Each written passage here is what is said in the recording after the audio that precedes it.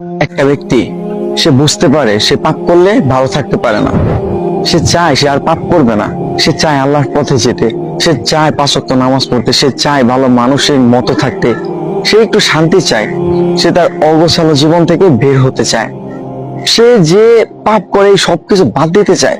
কিন্তু এরপরও মানুষের ধোঁকা, নিজের পরিবেশ, শয়তানের ধোঁকা, নিজের নফসের ধোঁকা, এই সবকিছু মিলে পাপ করে ফেলে।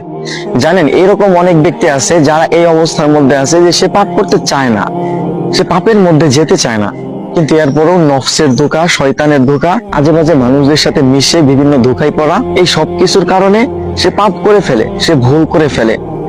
কিন্তু একটা মানুষ সে যখন ভুল করবে, আবার তওবা করবে, আবার ভুল করবে, আবার তওবা করবে, এই মানুষটা যদি এইভাবে চালায় যাইতে থাকে এবং একটা সময় গিয়ে হয়তো আল্লাহ তাআলা চাইলে সে একদম পাপ থেকে মুক্ত হয়ে যাবে, সে একদম ভালো হয়ে যাবে। একটা সময় সে একদম পাপ ছেড়ে দিবে। একটা মানুষ সে পাপ করতেছে, কিন্তু সে যে পাপ করতেছে এটা সে ভাবতেছে না, এটা ভুলটাকে সে ভুল মনে করতেছে না, পাপটাকে সে পাপ মনে করতেছে না। সে একটা খারাপ কাজ করতেছে, সে পাপ করতেছে, তার কাছে মনে হচ্ছে না যে এটা ভুল, এটা খারাপ, এটা পাপ, আল্লাহ তাআলা এটা অপছন্দ করেন, আল্লাহ তাআলা এটা থেকে দূরে থাকতে বলছে। এই মানুষটা যদি পাপ করার সাথে সাথে এইরকম চিন্তা করে আর মাফ না চায়, তাহলে এই মানুষটাই মূলত পাপের কারণে ধ্বংস হয়। এই ধরনের মানুষ, হ্যাঁ, এই ধরনের মানুষের মূলত পাপের কারণে ধ্বংস হয়।